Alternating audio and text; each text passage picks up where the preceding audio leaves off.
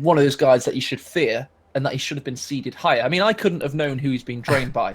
The only thing I really have to say to that is that if you're the type of person that should be feared, you're not going to complain about where you get put, because by that statement, Exactly. you should be able to beat the top players regardless. So why does it matter where you're seeded if you think you're the best ever?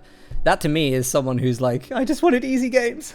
I think I may have accidentally reassured him. He told me when I was entering him into placements, he said, I'm a really good player, you know. And I was like, yeah, but you'll be playing placements, you'll probably end up with a really high seed. He played placements, he only won 2 games. And he didn't end up with a very high seed relative to his auto-match rank. So, Vonasten, he's a very good player. And to be honest, both of these players equally matched. It's why I made sure we were casting this match, Dan. This is seed 16 versus seed 17. It's a traditionally ranked tournament where seed 1 plays 32. And it cascades downwards until seed 16 plays 17. So this is, on paper, the most balanced matchup in the entire first round. So be hyped. I am hyped. We've got less than 10 seconds to go. So get ready to jump in straight away. Do you want to do an introduction, or do you want me to take it? I think is it my turn? I believe, or maybe. Yeah, you can do it. We're going in now. Hello there, and welcome to the second day of Grand Championship Series. You're on Faymanville. You're not on Faymanville. You're on Holodny Firma. It was such an epic intro at the start, but it's still an epic matchup because this match features 2 players that are seed 16 and seed 17 respectively. In the West, you've got Insane Spanky as Wehrmacht. This guy has been playing the game for a very long time. He's of the Insane clan with Dev and Aimstrong. He's a highly prestigious player from Estonia. He's up against Vonasten from the Netherlands. He's a very good Soviet player. He's currently got very high auto-match rankings. These 2 guys are equally poised, equally matched, and it's going to be a great series. It is going to be a great series. I know Vonasten primarily from the 2v2 scene, and I know he's one of the players I really, really hate coming up against. He's very, very brutal, very, very good, diverse builds. Really knows what he's doing in that kind of respect, but I don't know too much of him in the 1v1 arena, if I'm totally honest. You mentioned he's been trained by Nagano. We're about to find out just how much of that has paid off. And Holodny Firma, we've got this very important church in the middle, and it looks like both teams are going to try and rush that, and I wonder who's going to get in there first. This is game deciding.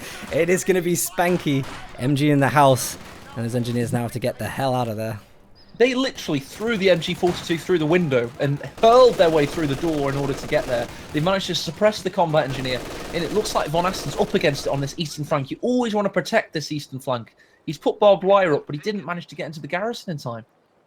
No, in fact, losing the garrisons there, you can see Spanky is just rolling his way up the field with that. He's going to try and get the decaps. He's got the MG for cover. A very, very good start. And I'm wondering why, when you go double engineers, you've got one for capping and one to take your building of choice. I wonder why you didn't go straight for that church sooner, because it is such a big loss at the start. Yeah, and also he's lost this very important garrison. However, he will be getting, as soon as he gets to 60 munitions, which actually, Dan, was going to be heavily denied now, because he's finally getting the munitions, but he's just lost the cutoff. You don't want to do this against a pro like Spanky. Spanky's been, Dan, he's been at the top level of tournament playing coming here as 1, which was heavily based around cutoffs and heavily based around all the same mechanics in Company Heroes 2. So he has great game awareness and great game knowledge. So if you leave an exploit like this wide open, he will take it. It's a really huge thing to lose that. I kind of feel bad for Vonasten here, because the start of the game for Ostir can be very, very difficult, especially if Soviets do push onto the right hand side. They get control of this really important house by the munitions. You can disrupt resource income at the start so much.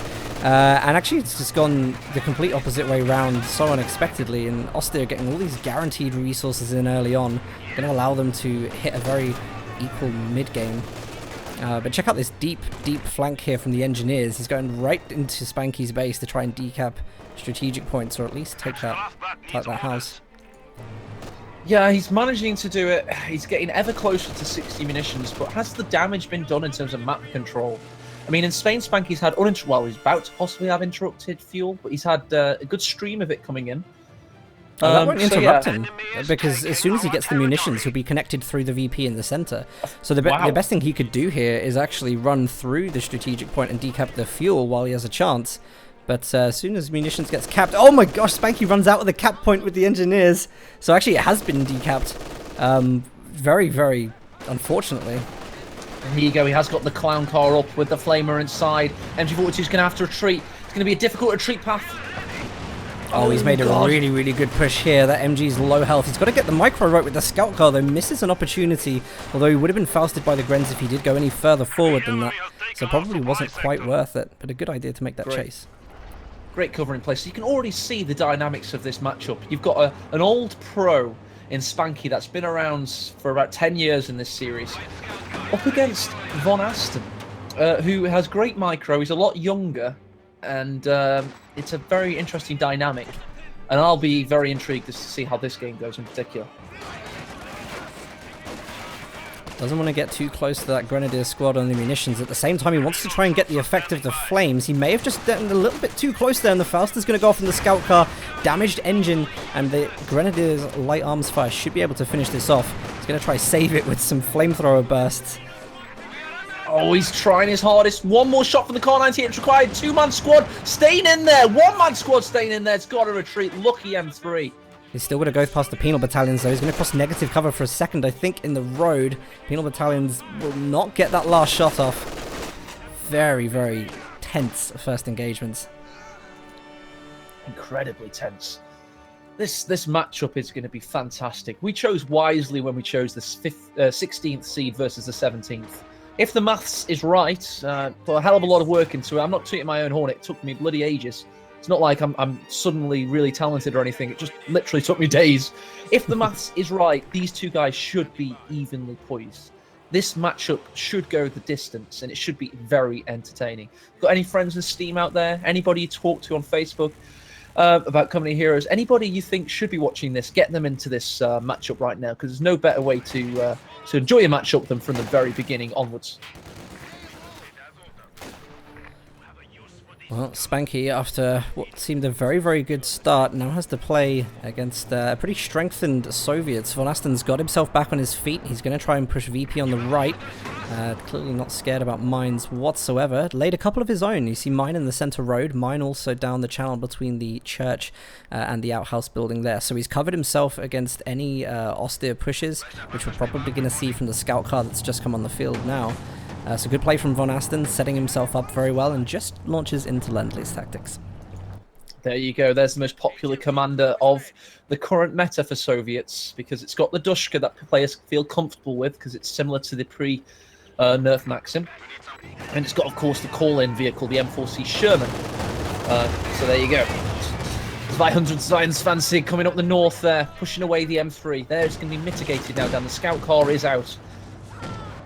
Yeah, it's a very good decision not to push that. I think he saw the opportunity. He could have actually gone for the scout car. There was no mines there, but he doesn't have minesweepers on the field at the moment, and he's not sure if one of those 30 munitions mines has been placed down on a very popular position on that road. It's a really good choice from Vonasten, because it's such an expected thing that a mine is on that road that you almost don't need to mine it. You can mine, put your early mines somewhere else, because your opponent isn't going to be confident enough to drive to that popular mine spot. So, nice little psychology mind play. Definitely.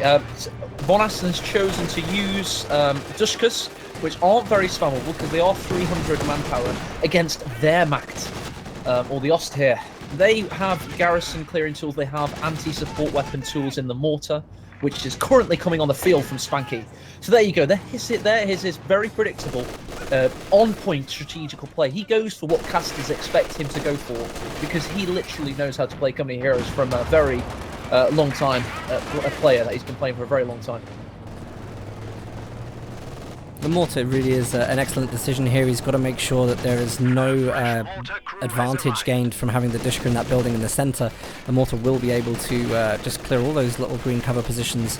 And he's doing great work with the scout car. I really love that he isn't pushing too far with this. He's just very comfortably to maneuver scout car from mid, take it over to the right VP. It's going to give him really good early VP control, really good resource control as well for this.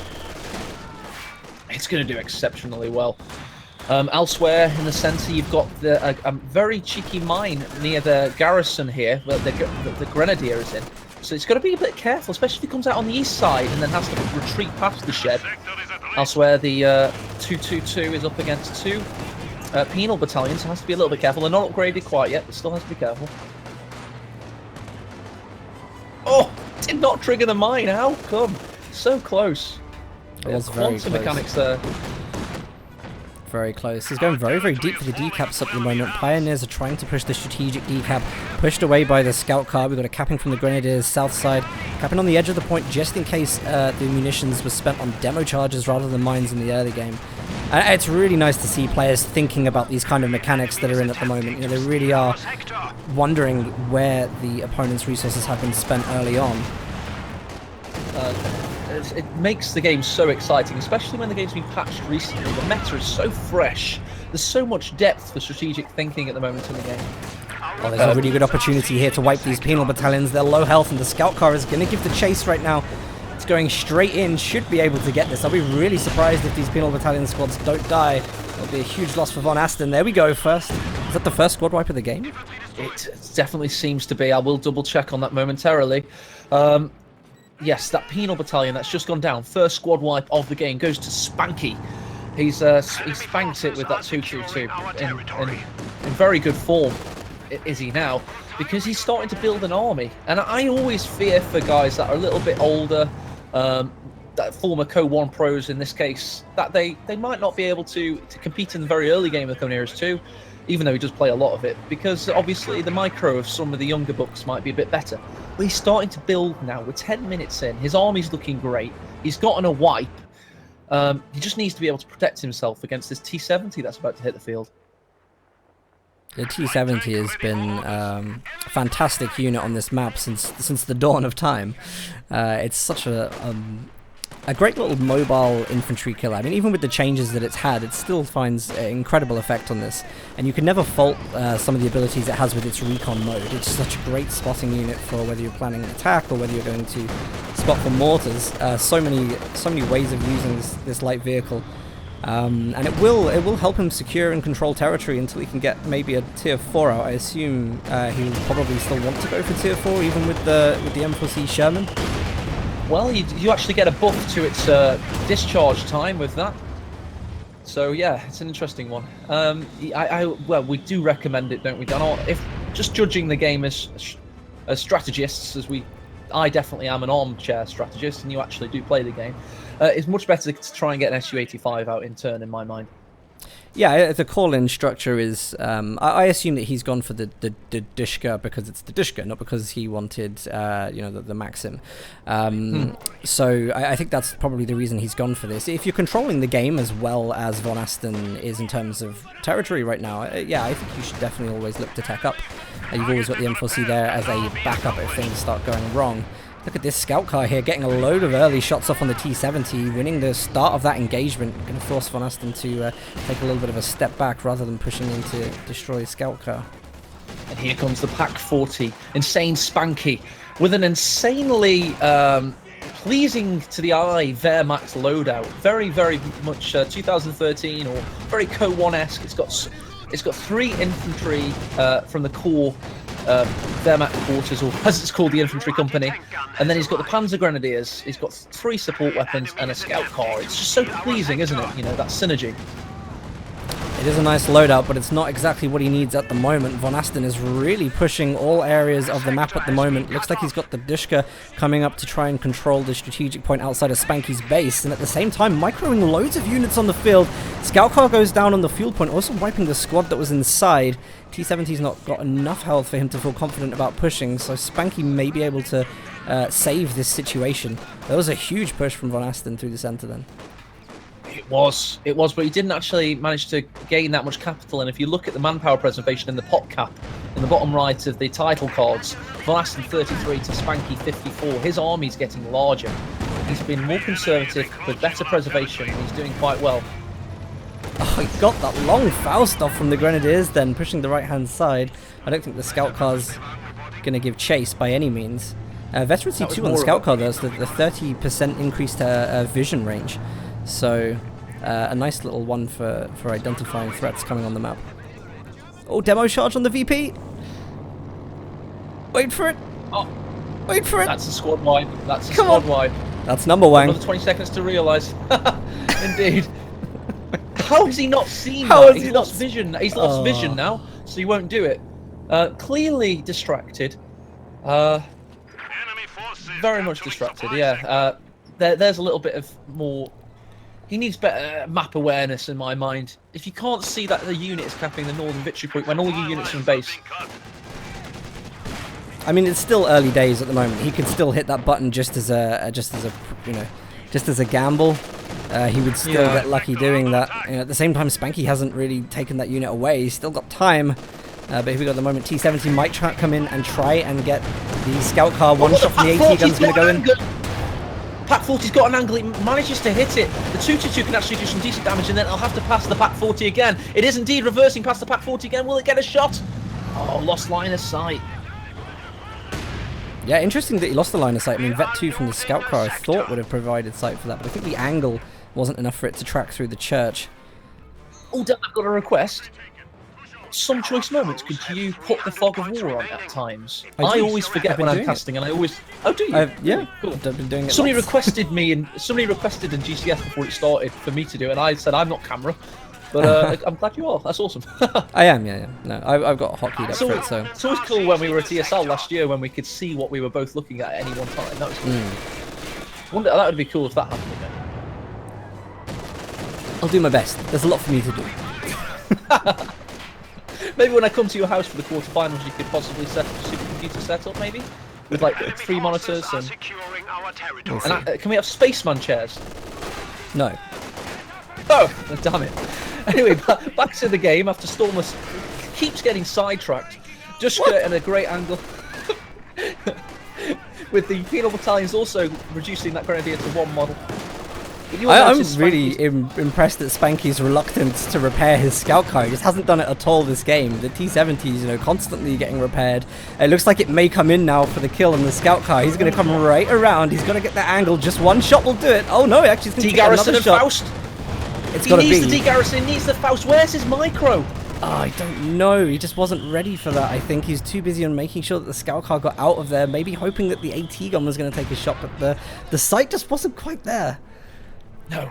No, it wasn't quite there. And to be honest, this is what separates the middle of the pack tournament players, who are still great players, from the top of the pack, like the Lovenests of the world, like the Helping Hanses. If you don't de-garrison and get the Faust off there, you're not going to be in the top 5 seeds. You're going to be around 16, 17, and that's exactly what these players are. They're sloggers. They play each other with great courage and conviction, and they do extremely well at it. Looks like Spanky's managed to tech his way up to the Panzer IV. It's going to be a very good unit on the field right now. It doesn't have any AT counters whatsoever, and we don't see an AT gun from Vonasten. Even 16, 17 minutes into the game, I would have thought maybe he'd gone Su-76 to kind of fill that gap. We don't even see PTRSs on the penal battalions, so I think the Panzer IV's going to have a pretty good time on the field when it comes out. And this is where Spanky's strategic knowledge, in my mind, and feel for the game is really helping him. If Vonasten could sit down and have a look at this game right now, he'd realise waiting for Sherman M4C is not what he needs to do. He's too many command points away. He's going to relinquish too much of the map for too long against now a Panzer IV, against a Vet 2 scout car, against LMG vetted grenadiers. He's going to lose too much of the map. Yeah, it's been a big thing in this tournament, actually, is giving that window of opportunity to your opponent. He's left a window of teching where Spanky is definitely going to exploit that. I'm really wondering why the Panzer IV has decided to go for the southern VP. I would have thought it would be much better to clear the resources out in the north, but he's actually going to try and remove the Dushka, and that will make sure the T-70 isn't confident to come over there. Demo north. Demo north? Oh god, not another one! Yeah, I didn't see that one there. Oh, how has he not seen this again? But that is an easy squad wipe. And that here, Vonasten, let me blow it for you. Come on, Vonasten. I'll click. There we go. There we go. He's using these cheesy, crappy unit abilities, because I love them for casting, but I acknowledge that for competitive play, it doesn't quite reward skill. But what does he need, Dan? There's one answer to that. Where's his bloody sweeper? Yeah, it's, if you're gonna, I mean, he hasn't had the first demo yet, so I think he doesn't want to upgrade that, because he just hasn't seen it, he hasn't encountered it. I think some players just need to see a mine or see a demo before they'll actually go for that, and he elected to go flamethrower. So now he's gonna have to invest in another squad of pioneers, and get the minesweepers up in order to be able to counter this. But he hasn't seen, there's mines all over the south. There's mines, like everywhere. It's going to stab him in the back, really. Well, look at it this way. I mean, he's got veteran infantry. He's still got 2 grenadiers and a panzer grenadier. So if he gets a pioneer now with a minesweeper, he'll be in good stead. It'll be a good test of my theory that Spanky's a good strategic player, despite the lack of minesweeper, if he now reacts. Let's have a quick look at the match stats as well that are going on at the moment. Nothing particularly telling in terms of gameplay. I think you always expect to see a little bit of a negative KD for Soviets. But both players on the graph, neck and neck. Resources, Vonasten starting to stack up a little bit. Probably tells that he's going to go into the M4C Sherman kind of call-in spam. But otherwise, very, very, very even, despite the VPs. Now, because of that grenadier loss, Spanky hasn't been able to maintain as much of the map as we thought he might. Therefore, Vonasten is going to be able to get his M4C Sherman out and probably wait for the recharge and get another one out in, I believe, 2 minutes after that. Another demo charge in the north. Oh, God! That's so brutal. It's just... But to be honest, we know Spanky needed a minesweeper. When Loveness just looks at your game in Twitch, yeah, get minesweeper, please. Because Loveness looked, I saw one of Loveness comments, he was like, where the hell is the minesweeper? They are cheesy demos, they do cost nice munitions for a squad wipe. However, you do have the ability to detect them. And when you choose not to detect them, you're asking for trouble. Yeah, I mean, really, that's 2 squads now that have gone to this. It's most of his Grenadier force. The M4C Sherman's on the field. He's lacking, the Faust ability now from having 3 squads of those in the field, so he's losing his flexibility. It's very, very unfortunate, and he just needs to invest. He needs to invest in that as soon as possible and hold the territory that he's got rather than trying to push. Otherwise, I mean, why is he going for artillery? When he needs minesweepers. Ali FH18 is on the field. For some reason, we rarely see this. I don't understand that. I just don't understand that. Somehow the scout car still alive. The M4C Sherman's duking it out with the Panzerfear in the north. A battle that's very, very difficult to predict. However, when you get a rear armor shot through the front, definitely it's going to go in the Sherman's advantage. I feel like we need to discuss the LAFH because this is a wildly inaccurate at Vet 0 unit. There's nothing really it's going to be countering in terms of indirect fire because quite frankly Vonasten has none, so assuming it's just going to be hitting the base repetitively. Here comes the first shot. Yes, it is. So he's just going to try and deal as much impact damage in Vonasten's base whilst trying to mic around the map, which is cool. Interesting choice though, and here come the Pioneers. Finally that second squad's going to be on the field. Probably needed about 10 minutes ago. Yeah, I think what this is showing us is Spanky's overall rust when it comes to Co2 meta. I have mentioned he's an insane clan member, he's a Co1 player at heart, and he's done something a little bit off meta. He's definitely got a good build order for Wehrmacht that he executed quite well. But getting the LFH is... I'd love to be proven wrong about it. I'd love to see it work. I mean, I've seen it used very well, but mainly when it comes to this kind of artillery play where you want to be shelling your opponent's base and just constantly trying to keep that, units moving around. He's just trying to stop Vonasten's micro from being as effective as it has been by putting that base pressure on, potentially getting some of the wipes as well. It works really well with Soviet artillery. It does not work as well with Oster artillery. Now that thing has to get to, I think it's Veterancy 2 before it gets its accuracy increase. I think it's 25%. And then it starts to become a little bit better. Veterancy 1 counter barrage, you can start taking things down like the mortars that's on the field. It's very, very accurate counterfire, which is normally used for. He's finally spotted it. The penal, thanks to the Sherman, Vonasten's now spotted that there's an MG42 light machine gun on his Vet 2 penal battalion of all things. So there you go. Going to be a bit of a Terminator squad. But Command Panzer 4 going over to the left-hand side, probably trying to deal with the T-70.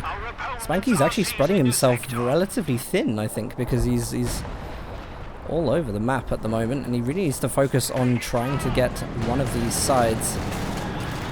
Yeah, he does. He really does. LEFH with a very unproductive second barrage, completely overshooting its intended target of that Yushka. Oh, the wrong satchel was used by Vonasten. He went for the throw satchel manual instead of the throw satchel targeted. Not stick to the vehicle. A nice clump of vehicles here in the middle. The M4C Sherman is coming around from the church, trying to take some shots. It doesn't target the scout car. Instead tries to take a shot at the Panzer IV. Panzer Grenadiers are coming in with the Shreks, going to try and stop the M4C Sherman in the south, whilst trying to focus on that northern engagement to get the VP. Now we got T-70 harassment from building in the south. It's going so low, the MG needs to get out of there. The 222 is also taking hits. Good targeting for the T-70, does a lot of work. Panzerfaust gets some big shots in against the T-70, but they are outgunned by the Sherman. They've got to be careful. And now here come the Panzer IVs, the command tank, and its bigger brother, the anti-tank variants, both going for the Sherman. Frontal armor penetration initiated. It looks like they're trying to go for the T-70. This is very dangerous because, of course, there are mines all over this area. And it looks like he's going to trigger one potentially with the Panzer IV. That goes down. 2 M4C Shermans. Now they're coming up the top with rear armor. They're going to block. The second one comes in. This could be the end of the game for Spanky if he loses both Panzer IV and Command Panzer IV. Pack 40 is not in position quite yet. The minesweepers are late to the party, as ever. He's still got the Panzer IV medium tank available. Does manage to hit the Sherman with its first shot. Can soak up 3 more before it's going to be devastated. Smoke bombs initiated. He's got the German mechanized doctrine. Might keep the Panzer IV alive. No! Attack ground through the hedge. Great play by Vonasten. Yeah, that really was a lovely little shot there. Predicted through the smoke, knew exactly where it was going to be, and managed to come away with a great ground attack through the hedgerow. Again, top level play. The hedgerow plays across all these maps that we've got in the tournament are just game changing. There's been some incredible plays like that. Yeah, a hedgerow attack round is going to be one of the coolest themes of the tournament. I think players are so tuned to it now that they've been playing for so many years, 2 for 4 years. They know the map so well, and it's one of the most skillful, cool things to pull off in a game.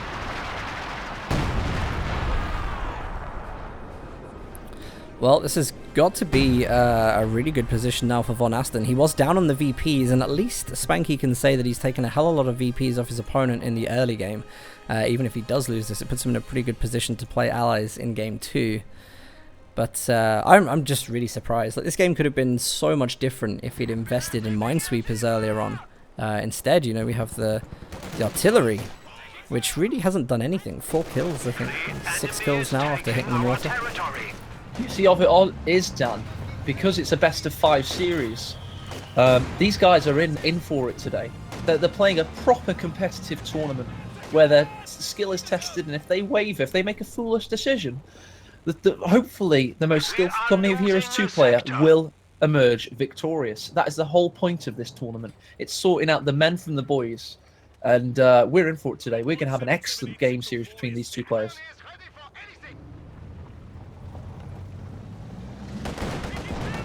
Harassment with the T-70 is really, really good. As soon as the Panzer Grenadiers come around there, the Dishka's ready for the suppression. Vonasten's actually displaying some very, very good top-level play. The actual things that we've seen from him in terms of weakness is, you know, just where was he when these demo opportunities came up? It's taking him ages to respond to things like that. So I feel like his micro is very intensely located in other areas of the game, where, you know, he's made a couple of mistakes like that. There you go. The Wehrmacht are penned in. Demos have emerged victorious. Now we have the dreaded M4C Sherman spam. The cooldown was made larger, but it just ain't enough to stop these things being ultimately very spammable. And to be honest, 4 Shermans of this kind can absolutely ravage any army, and especially Da Kessel, as it would be called in this case. Yeah, really surprised. Oh, the scout car believes it can take on the M4C Sherman. careers through the center of the map there. That may have been a mistake, sending that one there. Got to be a little bit careful now as the mortar's getting hit. Do we have counter fire? No, actually he's going to try and attack the stolen Pack 43 gun that Vonasten has in his territory. Have you seen this very sneaky M4C at the north of the map, ready for the flank? It's going there. It's hiding behind 2 lumber stacks, very much like an actual tank tactic. And there you go. It's an ambush. It's a trap. The 2-2-2 it's not. The trees are being discovered. The Pack 40 has been manoeuvred around. These M4C Shermans are going hell for leather. This Panzer Grenadier is going to be dead. The LFH has been found out. It's only got 8 kills, by the way, and 5 barrages. It's really marauding tactics from Vonasten. This is a proper push there. Spanky doesn't want to see the result of that push, throws in the towel before his entire army gets crushed by the M4Cs. Great play by Vonasten, though. Lovely strategy. Tough early game, but he came back from it. Very tough early game. Just if we can get any subscribers to this channel, Storm Trap with a 0 instead of an O is your Admiral Akbar emote. But what a great first game that was. Absolutely fantastic way to kick off the GCS for today. Yeah, very impressive. I think actually we're looking at 2 very, very even players. Like we said there, like Spanky just lost because of like one bad decision, you know. It wasn't that he got, he didn't get outplayed in anything else. Like he didn't react to what was happening on the field, and then it just stacked up against him until he couldn't come back from it. But like even then, he was handling the engagements very well. So I think on the right footing, you know, he stands a really good chance of beating Vonasten. Just check out the KD. You know, it's yeah. I think as well, it should give everybody confidence in the seeding process. I'm not a genius. I based all of this on the experience of everybody that's come before me, and me seeing it happen. And it's been a very, very laborious seeding process that's taken ages. So hopefully you can appreciate now that Vonasten versus Spanky, 16 seed versus 17 seed, is a hell of a balanced matchup. And we're in for a great series. What we need next is for Spanky to recover and to do some real damage against his Dutch opponent. Dan, I think it was quite cool how he quit the game just as the M4C Shermans were about to get that juicy kill. You know, it's kind of psychological. I don't like it because it's the kind of thing we love to see as casters. You know, when you're a player and you know that people are watching this, you're like, I really don't want everyone to watch me get crushed. But, you know, like, if you are, like, you know, a member of this tournament, please let these things play out because we want these to be highlighted and you know, we want to have fun watching your pain. Oh, yeah, no, you're right at this point as well because the victory points, he couldn't have changed them because it's all about the victory points of the winner. So you're right, yeah. Yeah, that's right. If you're dying, could you die for a bit longer, please, so we can capture it on camera? Thank you. This was a Stormless and AE announcement. Dear God. It looks like, yeah, we're still going to wait for game 2 to set up. So we're actually in pretty good time with these guys. We're clearly hitting the games at the start and finish quite akin with what they're doing. I can still see Refro here. I don't know, they're not in the same game, so they're practicing. I see Refro's changed his faction too. So he's clearly psyching himself up for his game later against Theodosis. It's going to be a big game for Refro today. I think that's mission complete for GCS. We've got that ESL feel back. You know, when it felt like a competitive game, like an esport for about 3 months? It's like that again. They're practicing. Was there ever a time? Yeah, during ESL, man, definitely by at least after the prize pool went up and we had that February period where like Love Nest was suddenly not being dominant and everything was super competitive. It's like, wow, that was such a cool feeling. And we're back, baby. You thought we'd die? No, come here as competitive lives. It's great, love it. We are again back. A big shout the out. Incredibly successful accountants that are still unaccountably casters. Yes. Mitchell and Webb references have been so on point in this tournament. Dear God, they should probably pay us a commission or something. With regards to the prize pool, everybody, we've got 590 viewers and 142 backers of the Grand Championship Series. Some great backers yesterday. I'm going to obviously post the Kickstarter. No, if somebody else do it for me, it's !GCS. Yeah, we've got £5,910. Roughly trying to keep a rule of thumb that at least half of the money will go straight to the players' pockets as cash prize pool. The rest of it gets on improving the production, making sure there's a massive live finals at a gigantic esports place kind of thing that you're all invited to. So yeah, we've now upped the prize pool. It's 1,400 for the winner, 550 for the runner-up, 300 for third place, and 140 for fourth place. Oh yeah, and 60 for every quarterfinal loser. That's 5 to 8 position. How do you think about that, Dan? Is it starting to feel pretty epic yet with regards to that? It was feeling pretty epic when we raised nearly £3,000 in the first half hour of announcing it. It was. It's been very epic for the last time. I really hope people who are watching and like who have been involved in this are enjoying this as much as we are, because it's all about you guys. And the players, of course, but I'm just going to put the benefactors screen up, because these are some of the guys who have donated from specific communities or specific like figureheads. We got Army Guy on there. He's the guy that is very generously given £1,000 to this tournament, which is absolutely incredible. And of course, Dr. Wox, top right there, you know, he's been a huge benefactor to Company of Heroes in general, just across the ages. So really, really awesome. If you want your picture on a screen like this, we're still open to increase the tournament. So if you guys do feel like supporting, there is still time to do. Description links to the Kickstarter there. The donation awards are as follows: £10 will get you a big. Oh, sorry. No, sorry. Sorry. I did something really stupid there. £10 donation awards. So everybody that's donated to the Kickstarter, this is how it works. You'll notice on the Kickstarter there is a guide at the bottom or on the FAQ section.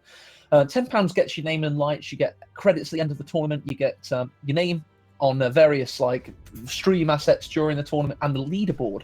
£20 will get you your emblem, and also now thanks to Relic, you're going to get an in-game faceplate for £20, which I'll make sure you email in your 20-digit Steam ID64s. Admin free. £40 gets a special message read out live on air, which I really need to start getting through when we've got some time. I'll probably read out a couple in a second. And of course, £50 gets your logo on that there sponsored by screen that you just saw. So there you go. I also put Kotu.org on there, by the way. So big thanks to Kotu.org for their generous and fantastic website. Thank you to Ami. Thank you to Jan, Hixie, everybody, Marcus, all those admins there that have made Kotu.org happen, because it's a great place to run tournaments from. And it's a really well-made forum. So thank you for that. And also big news that Relic are upping everything. They're helping this tournament in many ways. Today we had a great series between Nagano and Jove, a grudge match for the Russian Heavyweight Championship, and it was money funded by Relic Entertainment. Really cool stuff.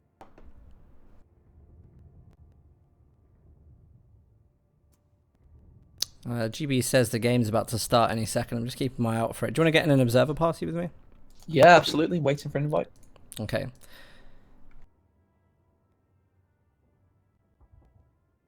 So if anybody's out of interest, has my mic gone robotic for you at all today? You are Mr. Roboto. Yes, a little bit. Not too bad. Okay. Okay. Yeah, we're fine. It's not too bad. But yes, so if anybody's got any questions about GCS, everything's really transparent in it. We can't quite release a full budget yet, because quite frankly, we don't know how much this live event is going to cost.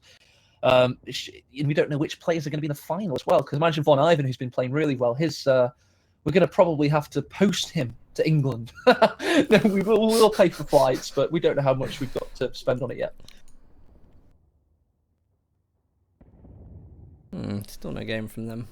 I think they're utilising the 5 minutes wait, but I would recommend it gets underway quite soon. And we've shown that we are very we have to be a little bit strict with GCS. It can't be run like a casual tournament. So, for example, Devem, who's a friend of mine, he was 20 minutes late yesterday. Why was he late, Dan? He was in bed. He slept over.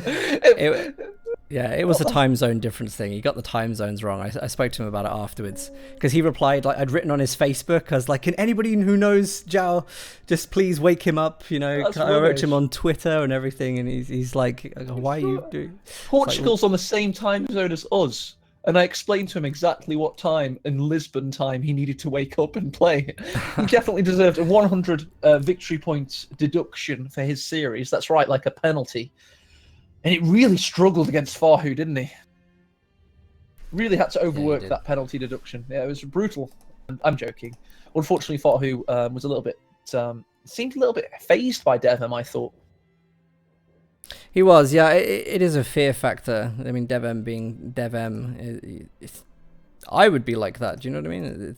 It's very, very scary. You don't have the same confidence to make pushes and things as you normally would.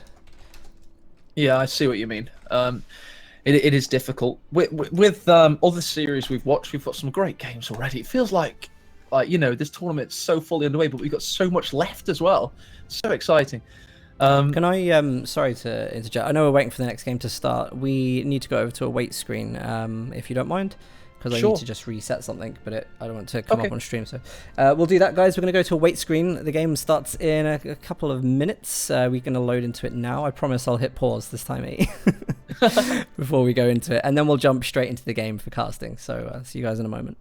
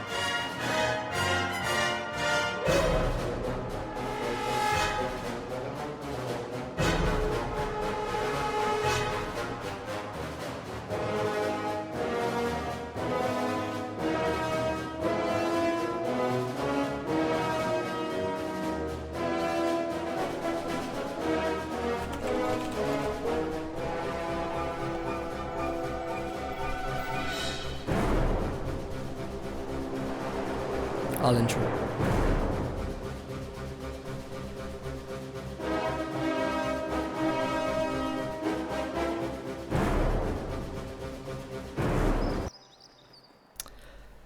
Hello everybody and welcome to Game 2 of Insane Spanky versus Vonasten. Vonasten, of course, taking Game 1 with a pretty good push from the M4C Shermans, playing as the Soviet Lend-Lease.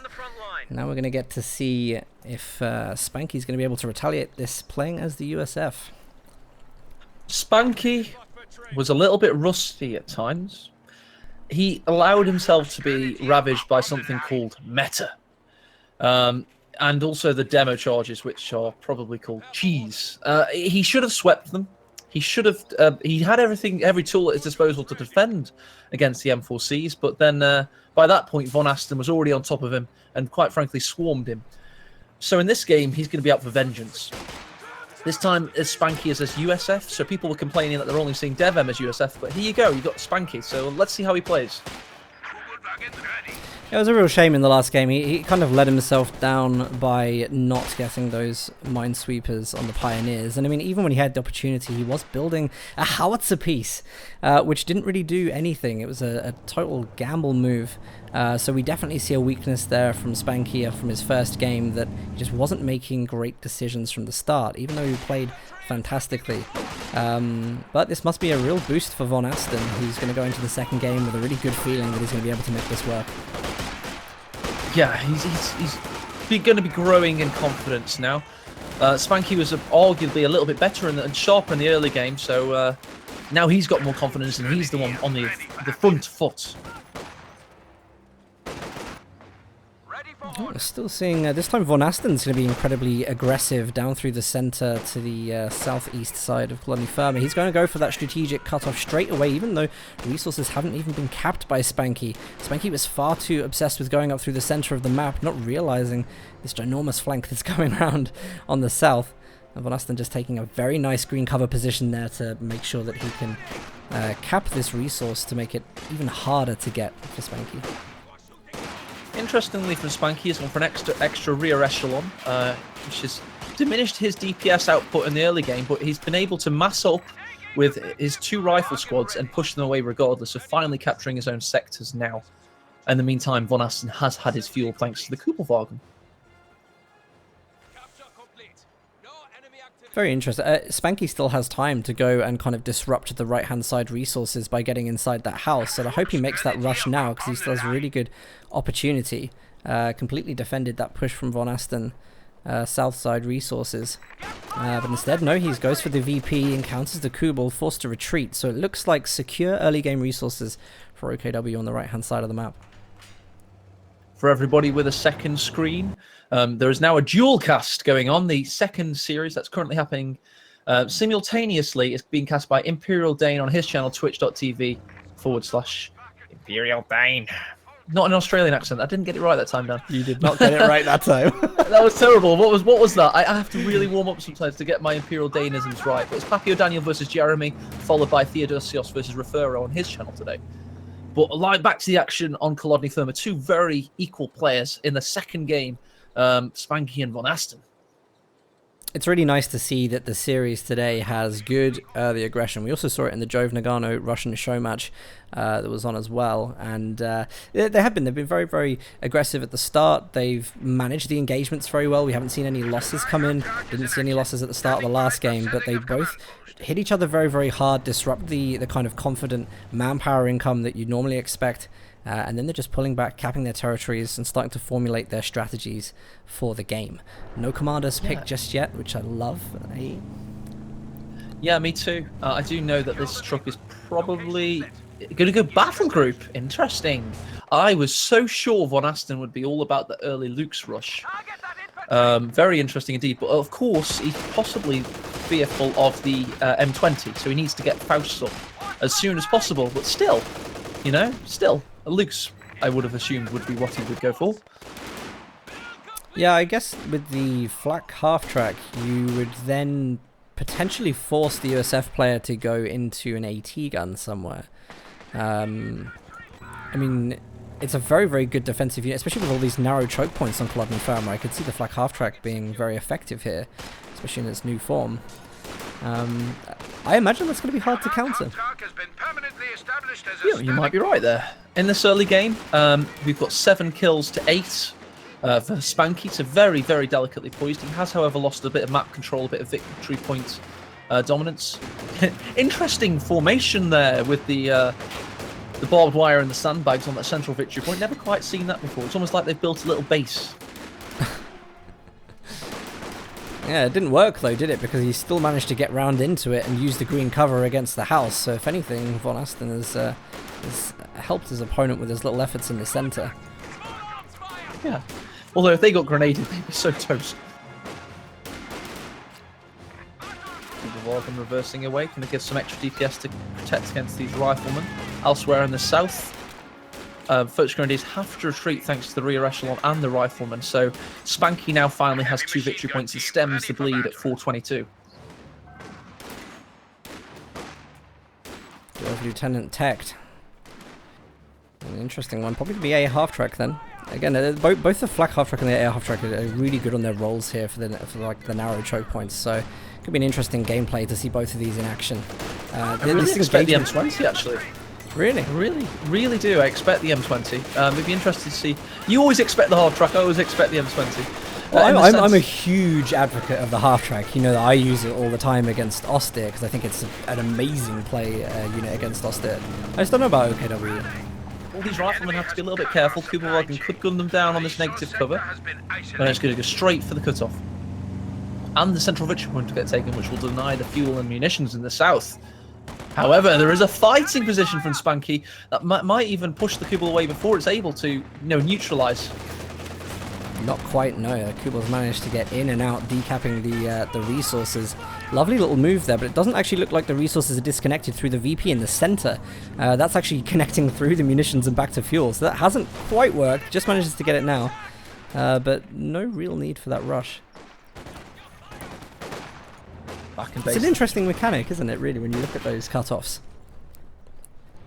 What, the cut-off mechanics in general and the central victory point, how it So I mean, yeah, like the VP was keeping him connected then. And, yeah, it's just so easy to assume that that's going to be a cut-off. Yeah. It's just the most famous one of all time was Longras. The central victory point actually formed a spine through the centre of the map. And a lot of players thought they'd taken the cut-off when they hadn't. So I love to see it. Faymanville has that feature as well. Colony Thermos certainly does. It's a great feature of all great competitive Come Heroes maps, in my opinion. Once again, Vonasten is doing really well here. Interestingly, like that flak half track was obviously cancelled and is now being rebuilt again. So for whatever reason, he didn't see the need for it. Now he's decided he does want it. I'll tell you why. He's seen the lieutenant on the field, so he knows it's not captain he's playing against. He possibly worried that it was captain for a moment and Stewart, for which case he'd lose the flak half track. Now he's seen the lieutenant, he feels safe again to get it.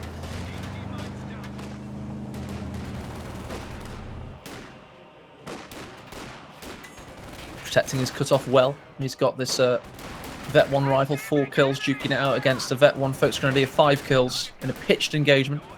Elsewhere in the north. Sorry? I think the Focus Grenadiers should be able to win that easily. They should have the long-range advantage.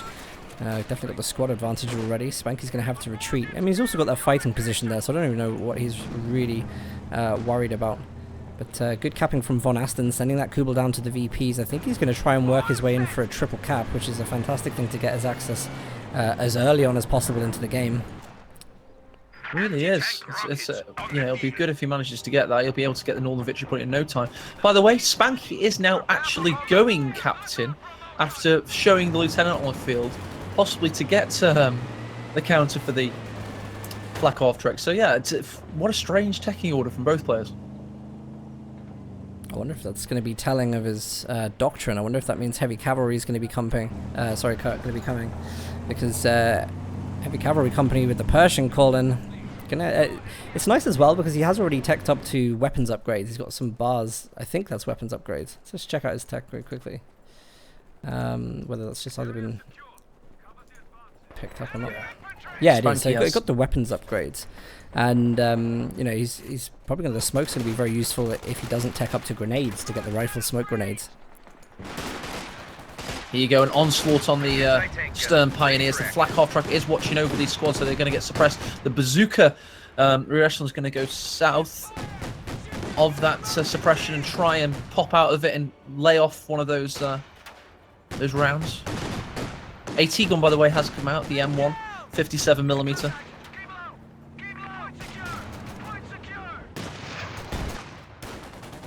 Wild. Such an interesting build order that's going on because clearly there's some kind of instabilities here. They're both like trying to judge each other, and one's gone one direction, seen something they don't like, tried to counter it differently. I wonder if Spanky's going to end up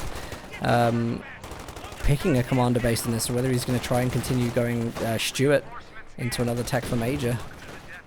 Also, I'll point out something Spanky has done. With getting the extra rear echelon and now getting the bars and the bazookas, he's going to make his infantry fighting force a real thing to contend with in the late game, especially if he gets double bars. So be on the watch out for that. And that's one thing, by the way, USF players sometimes don't do, is actually use their munitions enough. So he's definitely going to be doing that in this game.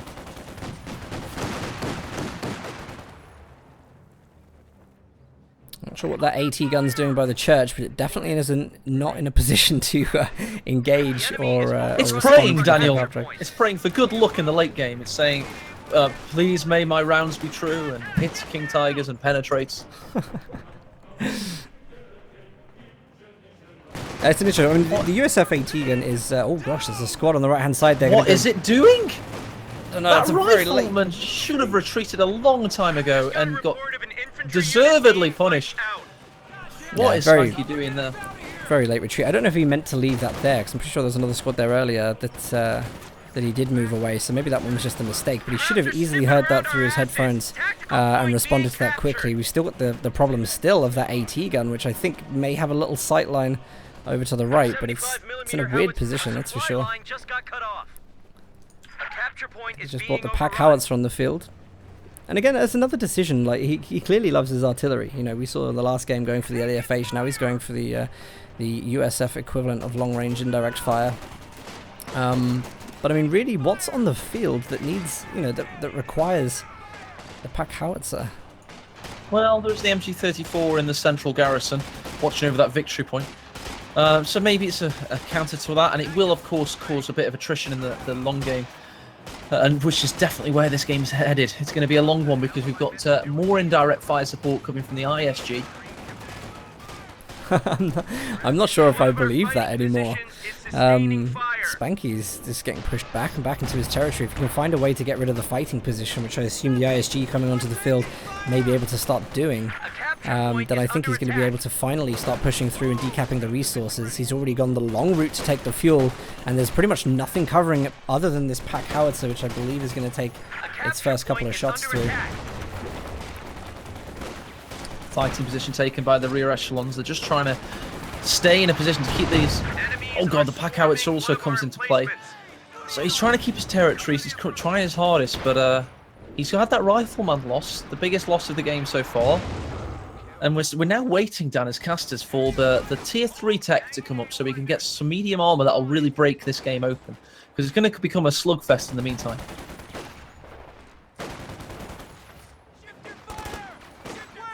Oh, nice little push there from the captain, trying to get him and disrupt the ISG from taking shots across the map. Nice incendiary grenade as a response. And just no luck from Spanky able to cap the VPs at the moment. He's pushing middle, but it's going to be very, very easy for Vonasten to take that back with the 2 Volksgrenadier squads. And Spanky's still struggling to deal with the resource denial on the south side of the map at the moment, which means he's not getting that fuel resource at all anymore. I've got to predict heavy cavalry company, I really do. Yeah, me too. I massively predict it. It's something I've seen Spanky go before in casts that I've done of his on YouTube, and I expect it again here. It's something he trusts, the squad wiping machine, the Pershing. USF AT gun gets a little bit of a shot there. Smoke is deployed. Can he get the ground attack through again? He tries it, but it hits the truck. Wrong target, mate. He hits the truck, and here come the STGs to punish you for it. Both support weapons going to have to get out of there. The rear echelon's going to have to take up the garrison to soak up some of the pressure in the meantime. So it's going to be okay, but he's lacking on the victory points.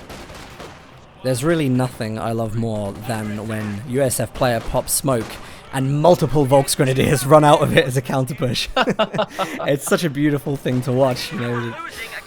Of course, it wasn't the Americans that popped smoke. It was USF, but OKW. But it still is such a lovely sight when you use that mechanic. Oh yeah, it's beautiful. The smoke in this game is one of the best mechanics by far, and it's great when you get USF because you guaranteed smoke in some aspects at least.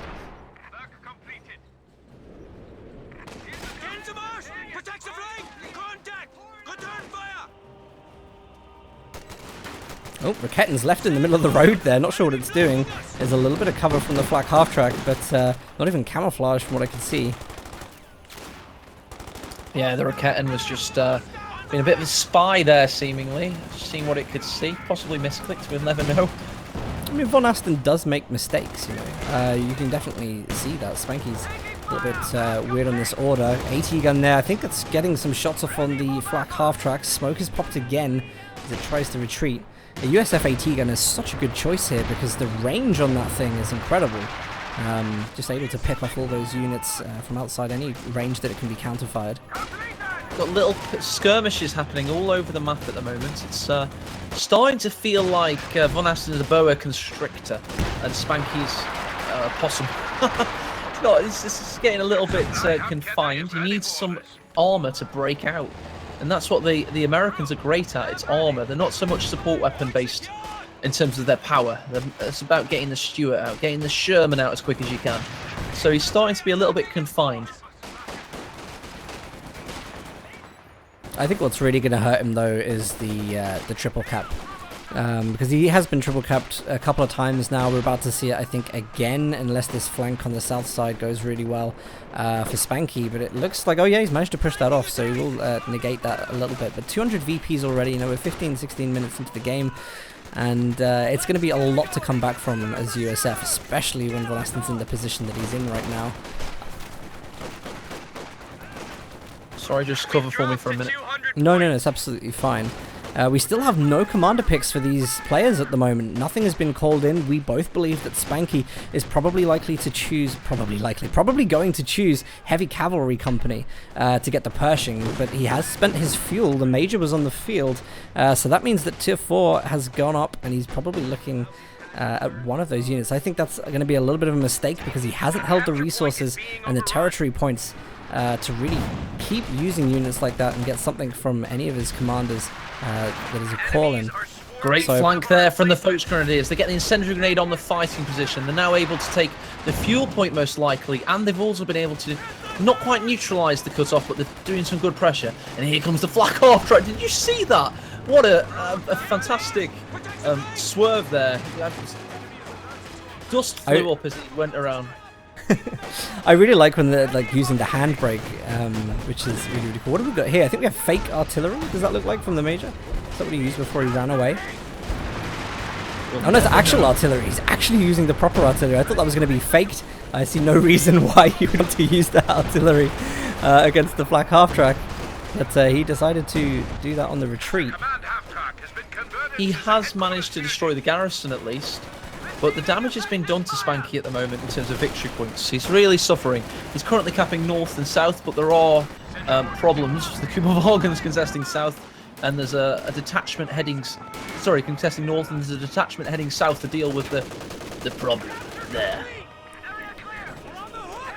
Vonasten definitely has this under control. We do have the Sherman on the field now, which might make a little bit of a difference because Tier 4's gone up for Vonasten. So the Sherman will have a little bit of field dominance at the moment. Perhaps if it uses the HE rounds, just tries to wipe as much infantry as it can, might allow for Spanky's riflemen to go in and deal some proper damage. But here we go, Sherman has spotted the flak half track, smokes pop, but will he give the chase? Vonasten tries to get a Faust and it's not effective.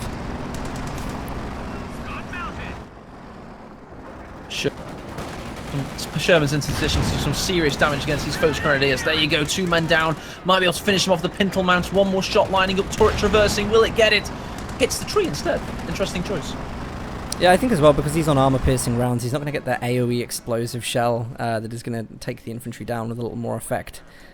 So, bit of an unfortunate one there. Of course, he was armor-piercing rounds for the flak half track, but he didn't pursue the flak half track, which was the main issue there. He's not able to pursue, but he's able to do some serious damage and possibly get himself back into this if he can keep using the Sherman to that extent.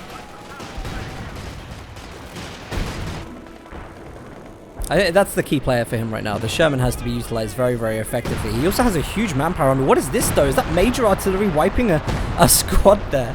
Did he use that again?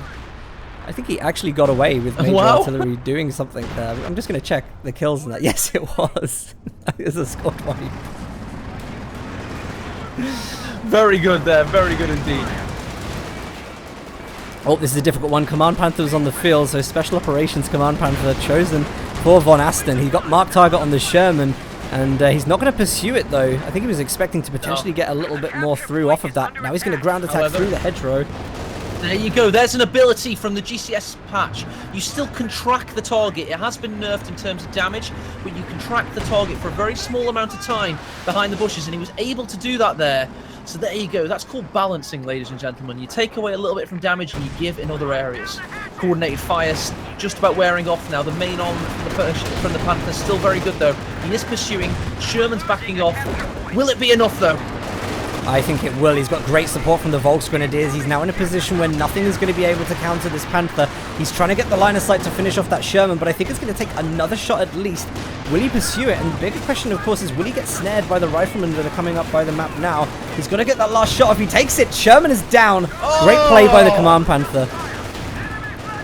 Great play by the Command Panther. It comes out 1 CP later in the game, but it's still a very, very powerful unit. And we just showed it in its glory there. It used every ability it's got. It pushed the Sherman back. There's nothing backing the Sherman up, and it reaped the rewards. Really, really nice. At the same time, between all this chaos, Spanky manages to take a squad of Volks Grenadiers down in the north, retreating through negative cover. So he's trying to rescue the situation still. But yeah, as you said, very, very good play from the Command Panther there. It's got to be said though. I mean, this is coming down to a lack of resource control by Spanky. He hasn't been able to get units on the field that would be able to cope with this. No, he's not been able to get units on the field that will cope. He's not been able to, quite frankly, use a strategy that can compete with OKW meta in this game. He's gone for what he thought would be great, and he's just lost another unit, by the way, thanks to the STG fire. It's just not worked. He wanted to get 5 core infantry with bars, clearly, but he didn't have the supporting vehicle play to back that up, and he was exploited by Vonasten's more meta-orientated OKW. It just didn't work for him in this game. ISG looks like it's going to try and deal with the captain there. They're in a very confined space. They need to be careful about that ISG landing shots down. Vonasten's actually lost a lot of territory after that push. I think he had to retreat so much. Spanky's definitely made good work of that retreat. He's in a bad position. He probably will be forced off himself, but he's going to get as many resources as he can to try and prep up for the next fight. He has now selected Armor Company, so he does have the option of M10s if he wants to go down that route.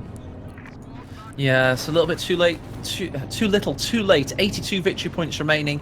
With M10s, you do want to kind of bring up a core contingency of at least 2 or 3 to take out something like a Command Panther. So he's just been out-strategized in this game, out-build ordered, out-meted, and he's suffering because of it. You have to say, Dan, Spanky's play hasn't been too bad. It's just his strategy, which is exactly the opposite of what I said would happen at the start of the game. Yeah, you're right. You are right. It's decision making. Decision making has not been as good as Vonasten's has been.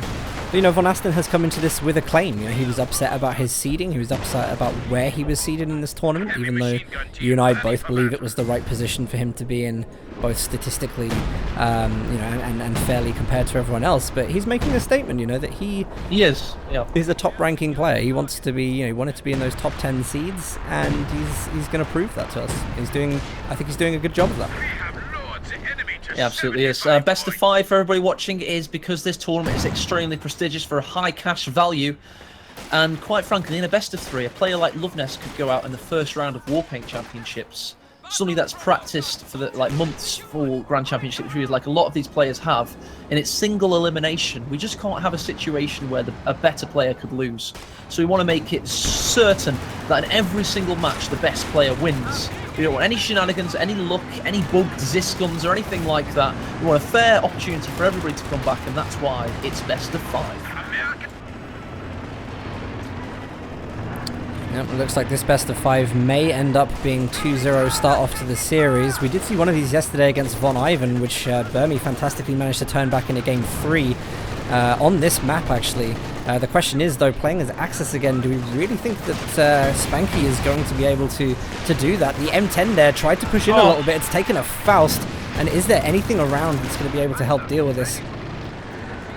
Not quite at the moment. The M10's going to be able to retreat behind the church. Oh no, the Command Panther! The Command Panther scents blood down. It's like a shark. It fears. There you go. The crew jumps out and changes the Panther's prioritization for a second. However, the second shot then attack moves the M10 and destroys the husk. I'm seeing more major artillery go down at the moment on that center area. I think he's just using this for area denial and also pushing off the MG. Yeah, he has been successful with major artillery. You don't normally see that. There you go. Spanky throws in the towel. He's been thoroughly spanked in game 2. Is that why they call him Insane Spanky? Because he loves to get spanked in company of heroes. That's about his personal life, but we don't go into that. General's Gentleman is in chat saying hype. Big congrats to Callum for landing a job as one of the developers of Ashes of the Singularity, of which there are, of course, codes to win throughout this stream and throughout future streams. So thank you for them. And thank you everybody for watching so far. It's been a great day so far. We're having some really good games. We had the Russian show match earlier between Jove and Nagano, which was really, really good. I don't want to spoil it, but the score is on the screen, sorry. But I would go and watch the series because it's very good. He's going to be uploading those to YouTube probably tonight, given your efficiency of uploading yesterday's content. And also yesterday's matches are also on A's YouTube already, so if you guys want to check out anything from yesterday, Devon versus Fahu, Von Ivan versus Burmy, they're already available to watch. Yes, they are. So head over. We've also got a great highlight that you might want to put on stream, and I think it's hilarious. I know you probably don't want to show a YouTube video whilst we're on your amazing XSplit setup that took a good week to set up. But I just thought it was so funny. When we started ripping into Von Ivan yesterday, I had to highlight it and post it. So if there it is in chat if you want to watch it, because we've got to wait for this third game to get set up. Yep, I'm on the battle planner at the moment. And this, guys, if you haven't seen it, this is the battle planner for the Grand Championship Series made by Kvaza, or Kvaza, whichever way that's pronounced. And this is how the players are selecting their factions and maps at the moment. It also updates the scores. So we've got Vonasten's game 1, 250 VPs win. Vonasten game 2, OKW, 453 VP win. So already put himself in a very, very strong position. Spanky has to win this game. He really does. And here, by the way, for everybody watching, 674 viewers and counting. This is one of the assets of GCS. We've paid one of the community's best coders, Kvezar, to make something that helps the rules get across for the map, faction map pick rules. Because for Current Heroes 2, it's really difficult to make fair rules. So we've managed to do that. However, they're really complicated. So we had to make an app that explains them and makes it visually pleasing. And there you go, live. They've been chosen. We've got Faymanville approaches game 3, and now we've got Insane Spanky ready to pick his faction. I kind of want to see him play Austere again. I did think he played Austere very well. Just a couple of bad decisions, as we've discussed at great length already. But he did play that very, very well. I wonder if he'd be tempted to go for artillery again. It's a bit of a shorter map, I think, isn't it? You can get away with base fire with that artillery piece relatively well. You can, yeah. But you really can. It might be suited towards Spanky meta. And I was thinking a best of 5. If you're 2-0 down, the map change can be a really pleasing thing to happen. And it's my opinion that once you're used to best of 5s in tournaments, you won't want to go back. People will be like, I'm not playing best of 3, no way. Because best of 5 now, Spanky thinks, right, not that much better than me. I've had a few bad decisions in the first 2 games. I'm getting a feel for it. I can make a proper go of it in game 3. And we saw Burmy do that to Von Ivan yesterday, and Burmy beat him in that 3rd game in fantastic style. So keep your eyes peeled on this game 3. Could be very interesting. Just lost my connection to the battle planner. There we go. Can you confirm, just as a technical note, is my mic cutting out at all? Because I've changed it to voice activity because I started getting cramp in my push to talk thumb. I haven't noticed it, to be honest. Excellent. Yes, I can just keep it as this. Fantastic. But yes, we are having a great day today. We started with Nagano Jove in what turned out to be a grudge match, heated battle between those two. I think the battle planner's gone down. Has it really? Yeah, it's just disconnected for me twice. Then it's gone application error. So I'm sure Bezos probably fixing it as we speak. If you're there, go for it, buddy. He'll be on it. I'll just take the actually have the link for that still. Let's try and find it again. I think he spotted a bug and he's just tried to fix it. I'll send you a link and hopefully the game will still be live. But it is in beta version. So yes, absolutely. I don't know why I'm saying absolutely, but yeah, you go. So yeah, guys, also remember you can ! GCS in chat. That actually probably is going to take you to the Kickstarter page. We should have one that links you to the Grand Championship Series Hub spreadsheet. And here you can see everything that is going on for the tournament so far. You'll be able to see scores and results as we go. All the players and all the lineups that are due across the next 12 weeks. We've also got all the donators pages. Thank you again, everybody who has donated. Seriously, hugely impressive that we've managed to get so many donations in. But go and have a look, because these guys are bound to be in chat, and do show your thanks to them, because they've all got special status. They're all making this happen. And thank you very much. They are making it happen. It's absolutely awesome that we're now at the stage where we've got probably the biggest tournament since OCF and one of the biggest tournaments in Company Heroes history.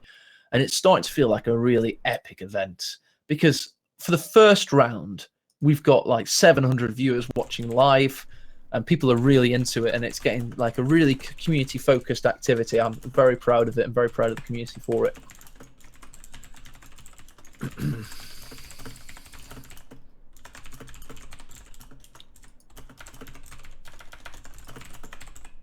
You okay there now? Yep, just working. Oh, you're working, good. I will now give some shout outs from people that have donated. We just had a big one yesterday. It's still in my inbox. I am going to read it out for you now. It's from somebody called Sherlock. Let me just get it for you now.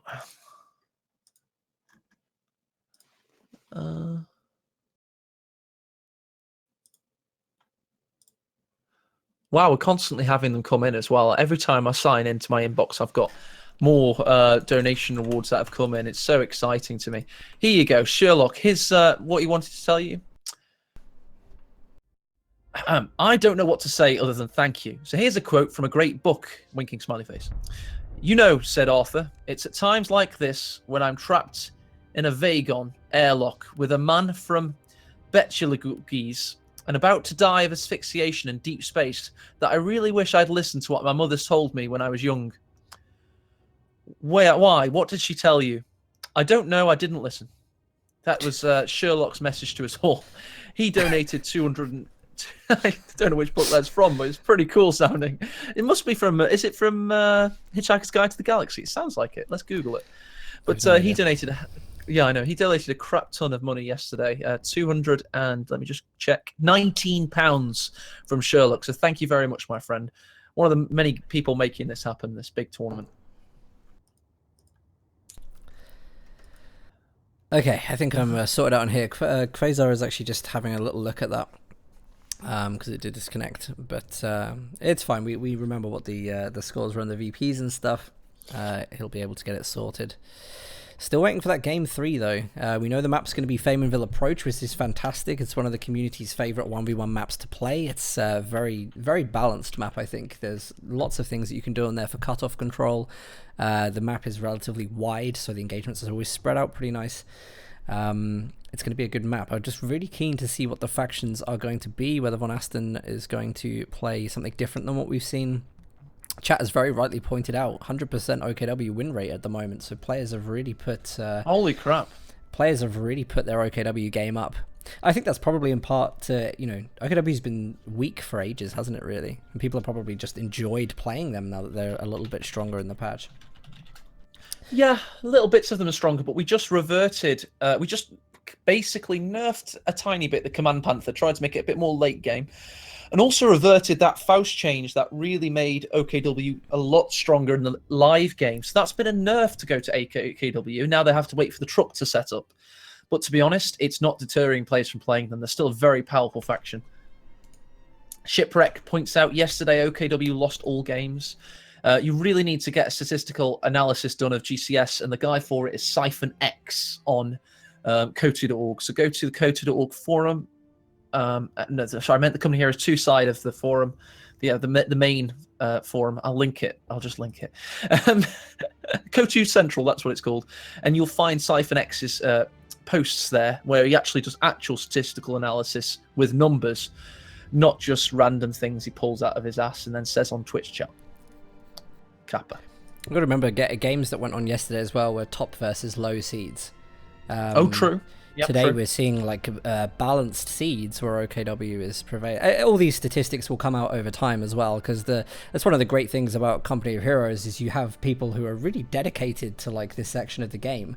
We always see these amazing statistical charts and graphs and things that really, really in-depth show like the state of balance and the state of balance at top level play, which is really cool.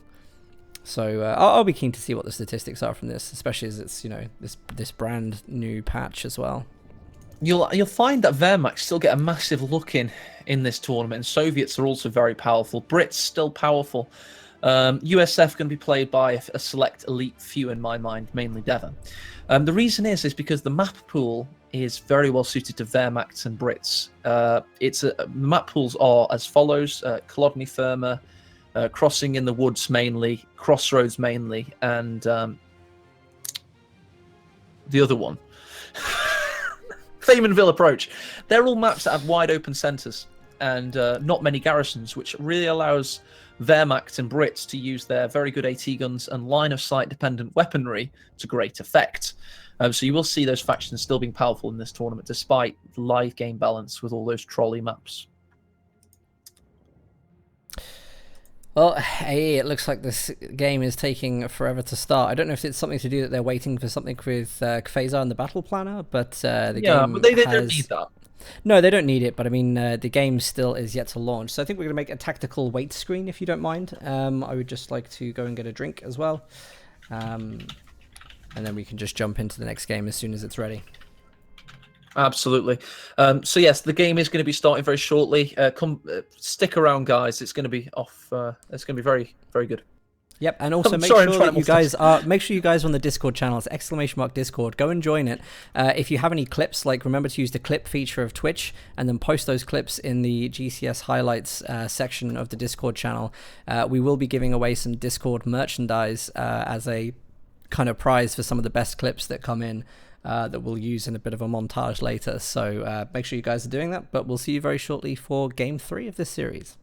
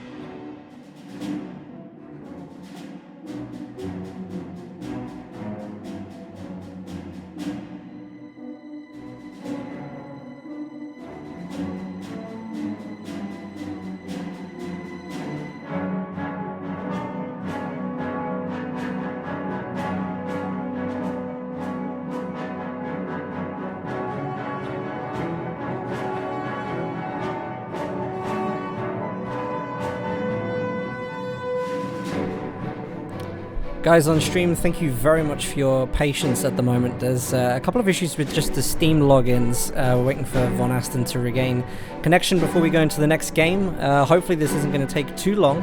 Thank you very much for your patience. What I'm going to do right now is I'm going to open up another raffle for you guys. So if you want to win a Company of Heroes 2 Commander code, we've got some of the more recent ones to give away, such as like Overwatch, Tactical Support, Advanced Emplacement Regiment, if you're that kind of guy. And yeah, just exclamation mark raffle. That's all you need to do, and we'll announce it at the end of the next game.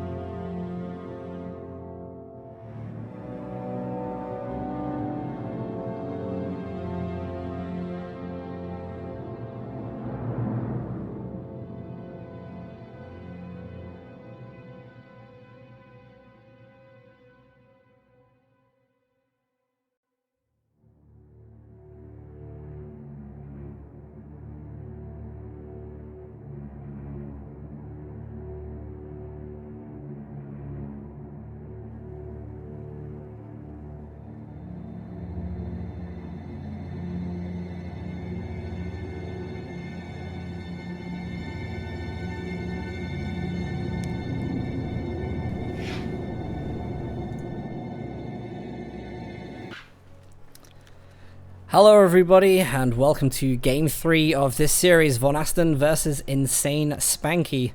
Definitely have to apologize for a little bit of a delay there whilst we had some issues with Steam and some of the player connections. But we are here, we are playing game 3 now. It's Vonasten with the Brits, Insane Spanky as Austere. That's right, Vonasten hailing from the north of Faymanville Approach.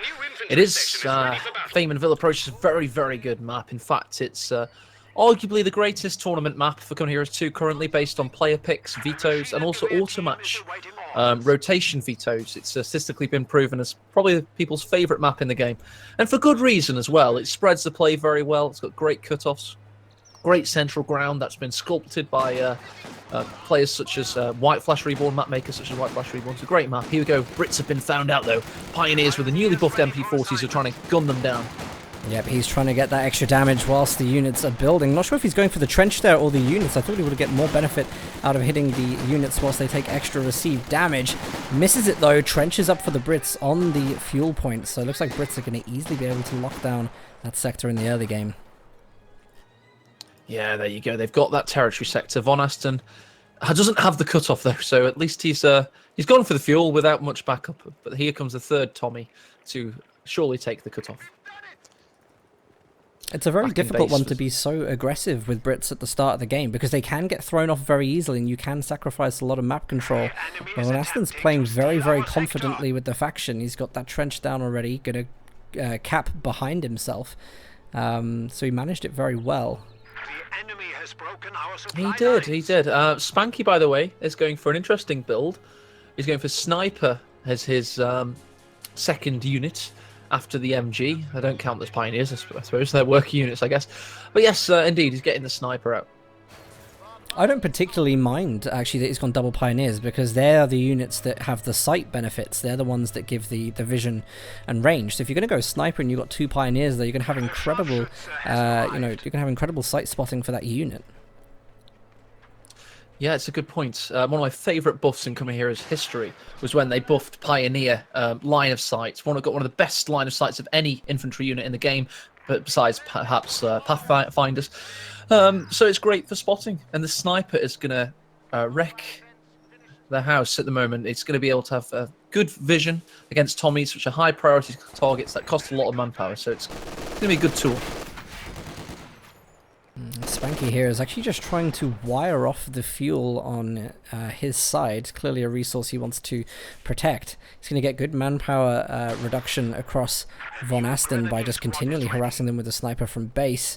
But he does need to get some extra capping going on. He really wants to put his foot down on the territory on the right-hand side, make that the place that he holds himself for this game, because once the Brits do start getting rolling, they can be very, very difficult to deal with. And they indeed have a surprising lack of potential in the early game, the Brits.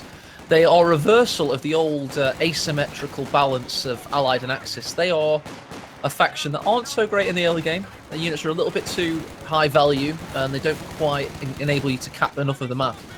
So the Wehrmacht actually have a little bit of a kick up the bum to try and get things going against the Brits. It's such a strange dynamic to find themselves in after 10 years of the other way around. I mean, as much as because a lot of Brits have had a lot changed. You know, they came into the game in a very weird state, really. But I do actually enjoy the way that the faction plays, because it is a little bit slower. Do you know what I mean? It's one of those that everything is much more thought out and planned. I think it's all about like planning with the Brits, and every move counts. I think Austere kind of counts as a more aggressive element here. They can do. It's as I say, it's their chance to be an aggressive faction. MG42 has been found out by Tommy. He's going to have to retreat. Spanky, though, has managed to keep his fuel. He's got the northern munitions point.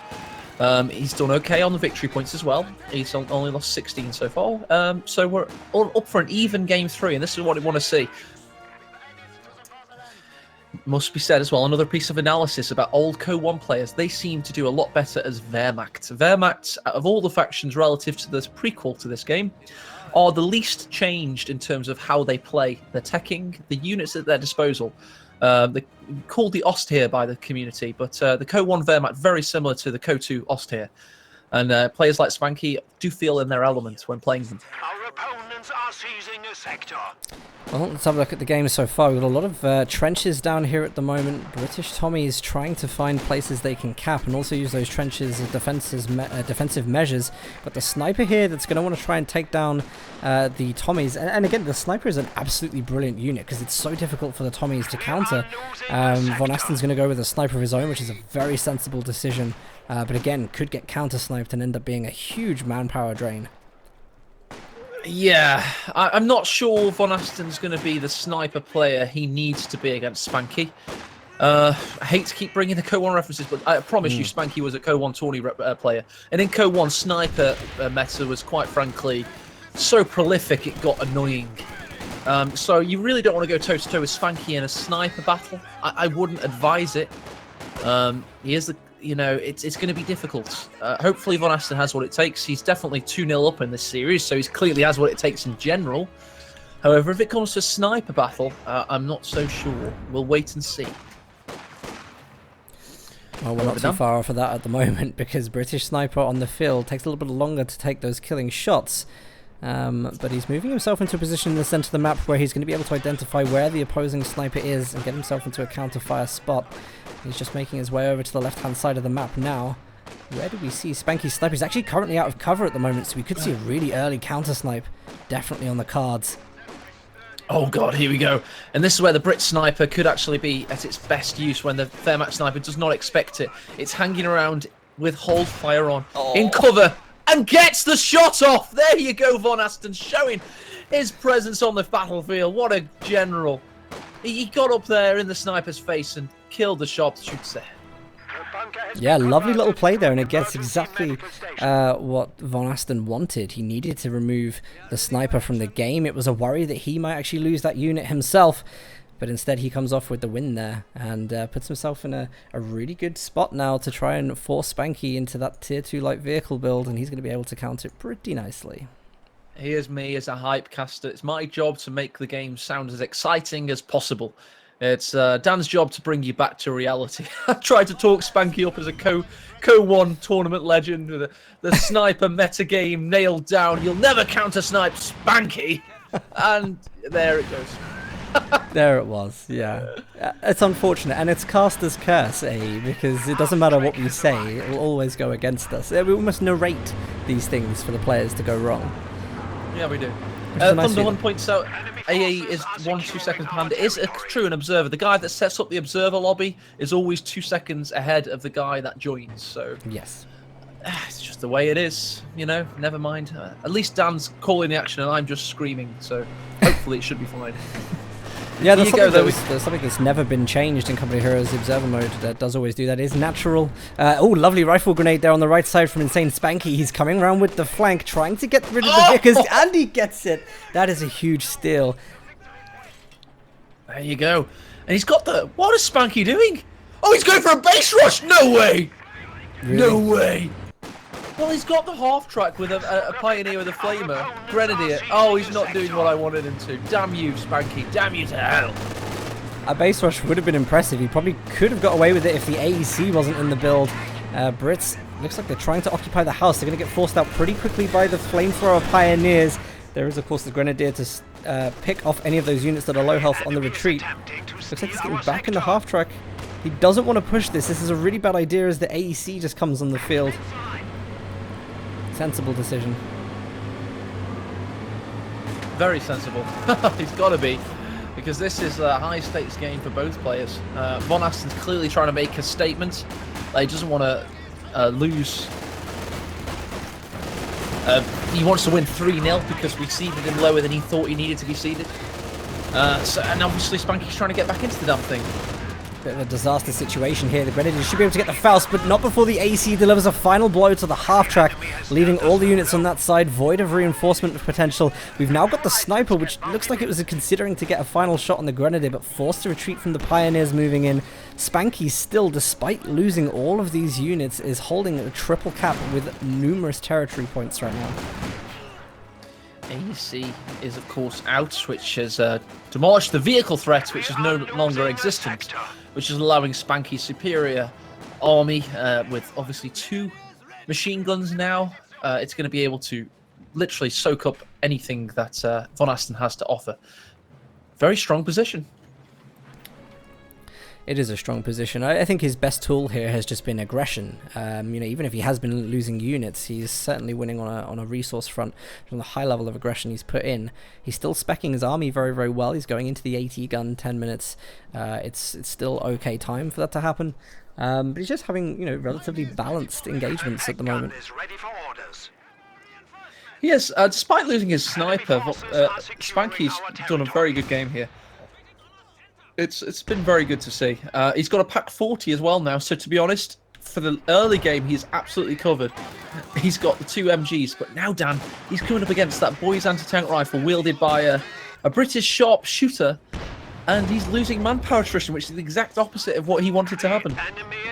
Yeah, especially against Austria as well. I mean, the sniper play that goes on between these two factions with the 4-man squads is absolutely lethal because, also added to the fact every time you walk into an engagement, you lose 25% of your squad straight off the mark. So it can be devastating for actually trying to win engagements comfortably with that sniper hanging around in the background.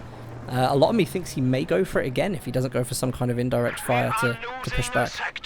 Yeah, mortar would be nice, or indeed, it's an interesting choice from Spanky with regards to commanders as well. I think this is the same one he used in the first game, so I wonder if he's going to try and pull off that same strategy.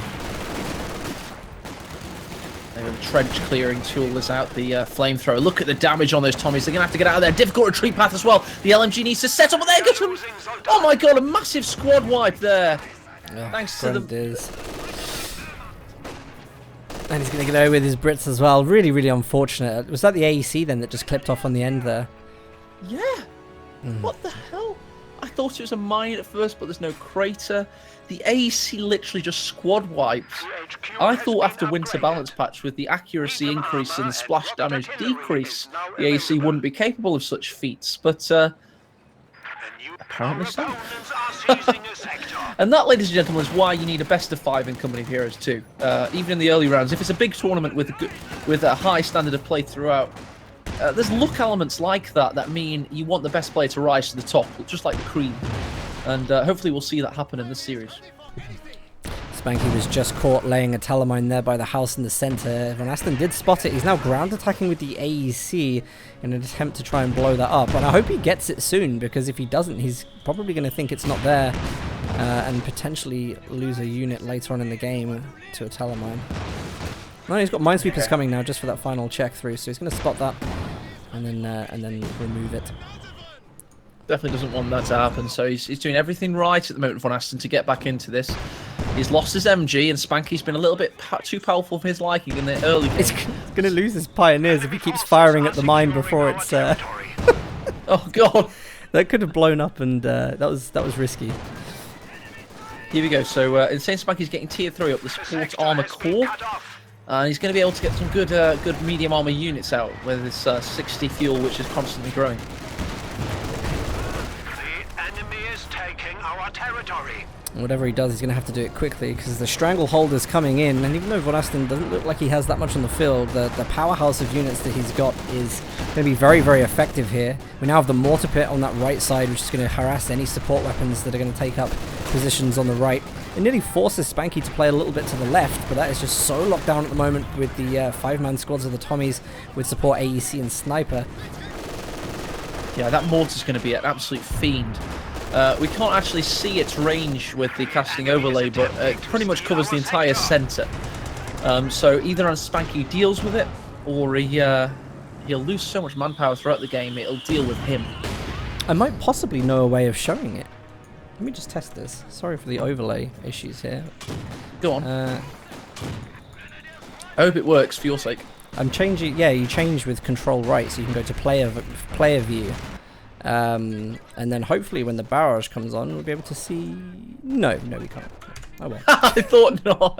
I spent too much time in this casting overlay. By the way, big shout out to Ami Pulitsai. He isn't watching, I don't think, but he helped. He was the guy that pushed for this to happen in time for OCF.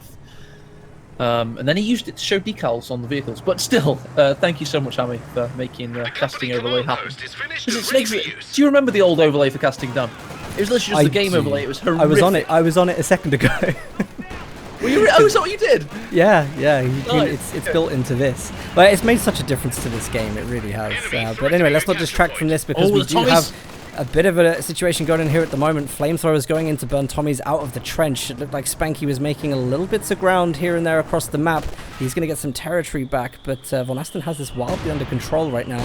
Hasn't lost anything for a while, and the AEC is harassing very, very well.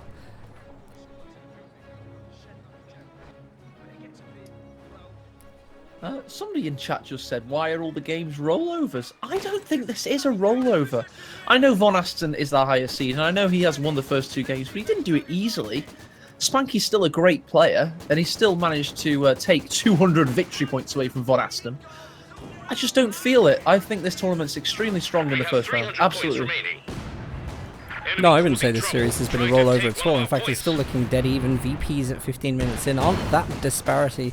Haven't had that much disparity at the moment. It looks like we had a countermine from Brits placed in the same place that the teller was initially, and that's also been scouted out by Spanky this time. So Imperial Dane's probably just sent something in his casting realm on the other channel. That's right, the Sturmgeschütz. 1-2 is on the field, and it says, well, it's going to be soon, in about 2 seconds. And that's going to be an interesting unit for Famenville. Nice open centre. It's going to be able to blink away any tanks that come onto there. Oh, nice AT shot, grabbing the AEC. Doesn't look like the AEC has moved there, so it may even take another shot. Yeah, it will. Again, what can we do here? Do we have anything in terms of mines? No, there's the engineers there, but the AC is going to push it. It's a good opportunity for the AT gun to get into a position where it can maybe hit that AEC. But there we go, Telemine. Oh, there you go. Telemine goes off. The AEC is destroyed. And I was looking for it, but I didn't see it. That was lovely. It was wonderful. And do you know who else didn't see it? Vonasten. And now his AEC is on fire. And there you go. That's a really, really nice Telemine.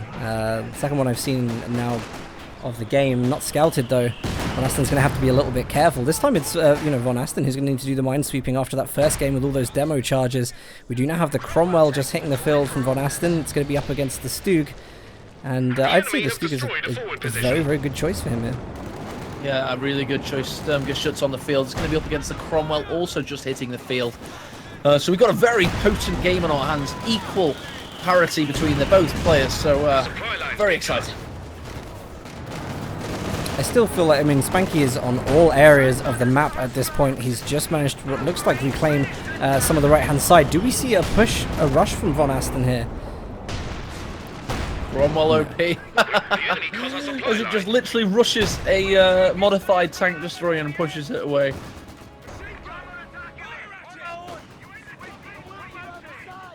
What a game we've got on our hands. What a beautiful game we've got on our hands. Seed 16 versus Seed 17. Game 3 of the best of 5 in the first round of Grand Championship Series. Welcome, everybody. We are in Game 2. Sorry, Day 2 of GCS, and it's getting very exciting indeed.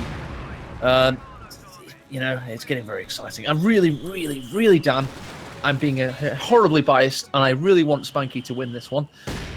Because he's down 2 games, and we want to see him win the 3rd game, just like we saw Burmy do to Von Ivan yesterday. We want to see it happen.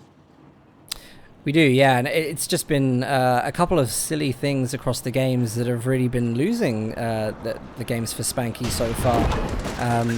Look at this, Vonasten there predicting. I don't know whether he's actually predicting in case there was a teller there, or whether he's actually trying to hit. Looks like he may have just been trying to hit the MG.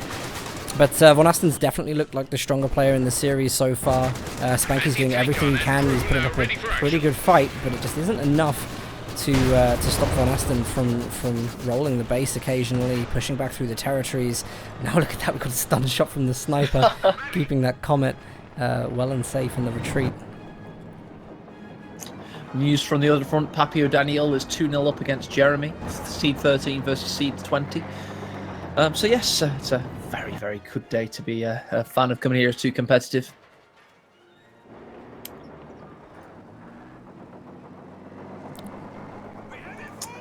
So this Sturmgeschütz already nearly to Veteran C1. Of course, at Veteran C1 it gets target weak point. What have you seen, Dan? I'm seeing a howitzer go up. Again? Yeah. Why does he think this thing is good? I don't know. And he's built it really far away from everything as well. So he's going to get that really low accuracy on the long shots. I'm guessing he's possibly going to go for base shots. This is actually not a bad idea, though, because of the British mortar. If you can get it to veteran C1 and put the counterfire on, then it actually causes a lot of problems for the Brit mortar. Can kind of take that down solo. So let's see where he's firing it at the moment. Yes, it does look like it's going... No, it's not. He's firing on the middle house. I thought he was going to go for the easy veterancy on the... Well, the MG's going to have to vacate the house at least, which might allow him to push into the centre and reclaim one of his victory points. But I'm not too fond of that, to be honest. Very strange choice for Spanky. His Wehrmacht play has been good. His decision to build LEF H-18 artillery has been a bit questionable, to say the least. It's just making it very, very easy for Vonasten to kind of go around the field now with this Comet. I would have thought that would have been the priority, but instead, no, it's praying that lucky artillery shells take down squads, and that is definitely not a tactic that you really want to be employing in this game. Vonasten's sniper is still doing incredible work, this time from the rear, actually getting the stun shots on the Stug. We see the AT gun pushing up as well. Mortar easily able to deal with static infantry. It's not looking good for him on any front right now. It isn't. It really is not. However, at least his Stug was abandoned, which may allow him to retake it. Oh, he loses a grenade just for a second, and then loses the Stug. Self-squad wipe. Fail fish. Oh, God. No reason to do that whatsoever. Because, of course, the abandon mechanic was changed ages ago. The abandon mechanic is now, you know, if you do get the abandon mechanic, it is going to be immobilized, and you do have to make a significant effort to repair that in order to get it back off the field again. So that was a pure waste of a squad there. Now we have Vonasten dropping the concentrated fire option from the Special Weapons Regiment right on top of this artillery piece. It's only been up for a couple of seconds, and here we go! Decrewed immediately. 600 manpower wrecked. Indeed. Especially if the weapon gets destroyed. I think it will do. Let's see. Right, the first shot, by the way, is always the most powerful. And accurate. Yes, indeed. It's just like railway artillery. Enemy threatening a capture point. Yep, there we go. It's down. Wow, I can't believe... I mean, if you're going to build an artillery point, you really want to have that defended as good as possible. That's the second time now his artillery has been next to useless in a game. And it's such a risky thing to do in the third game when things are going, when the situation is as dire as this is. Forced to build a second Stug. Soon he's going to be able... up against even better late game armor from the Brits.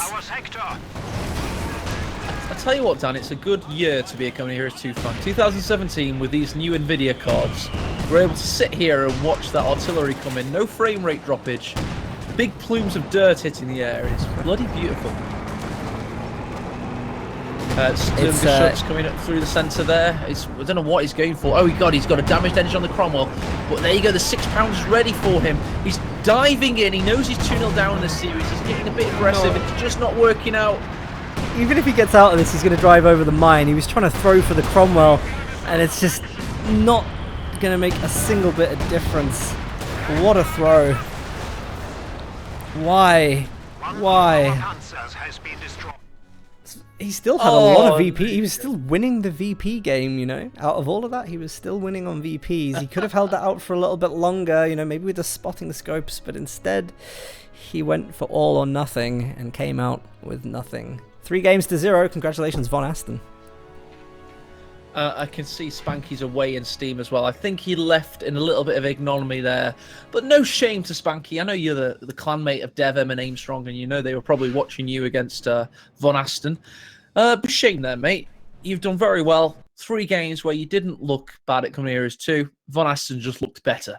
And that's exactly what happened. The better man won 3-0 up. There you go, yes. Vonasten marches on in the bracket. Yeah, really good play from Vonasten, just showing that he's very, very on form for the tournament. He boasted training from Nagano, I think he said, which clearly looks like it is paying off dividends right now. Still, as we said, a couple of weaknesses with spotting things on time. We saw like the units stood in demo charges for ages that weren't being detonated, but overall, a very, very impressive performance there, and another player to watch out for in the tournament. So what's the situation with the next set of games? Andres does exist. We had him as being offline for the past 4 days in Steam, but now he's alive, and we'll be trying to get that game up for you very shortly. Very excited to bring you our next game, which should be a competition. Can you tell It should be a competition. By the way? I bloody hope it's a competition. I know. Sorry, the fact that I've had a beer, just to clarify, this is a tournament, isn't it? There is a game that will be happening, and that game will be Company of Heroes 2. There you go. That's the hype. That's all I need to do. I just say the most obvious things. That's all I do. Have you not noticed? But when I've had I've only had a beer, but I am professional. I've just had literally one beer, but I forgot I hadn't eaten, so it's just gone a little tiny bit funny in my head. But literally, I become another David Mitchell reference there, Dan. Do you remember the football one where he's saying the football that will be on this Sunday? There will always be the football. Indeed. Look at it move! There it is. Indeed, yes. That's exactly who I've become. Yeah.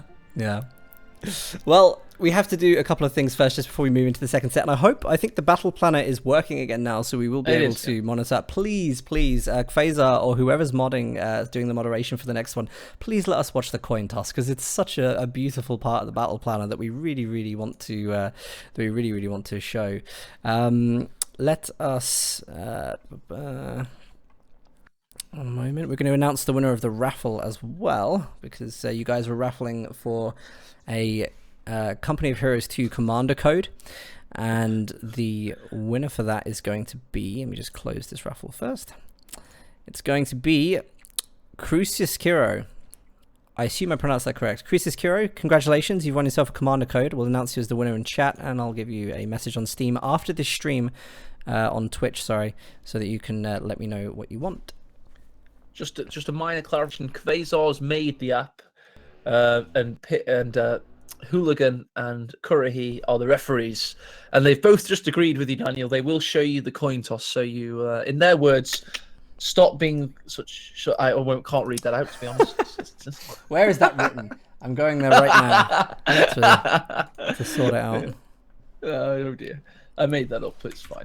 But yes, indeed, we'll be looking to get forward and onwards with our next matchup, of course, which is going to be Andres versus Tobis. To be honest, I know that's now 12 seed versus 21, but those guys are also quite equally matched, and possibly more so than Spanky, because Spanky seemed a little bit rusty in his games there.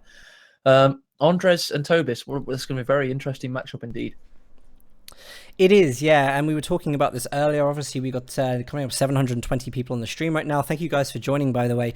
We were talking about this game earlier because the next game is Andre TC. We cast some games from him like months ago where he's looking really strong, really good player, nice strategies, fun to watch. And Tobis, who, at least in my opinion, is relatively new to the kind of like casting competitive scene.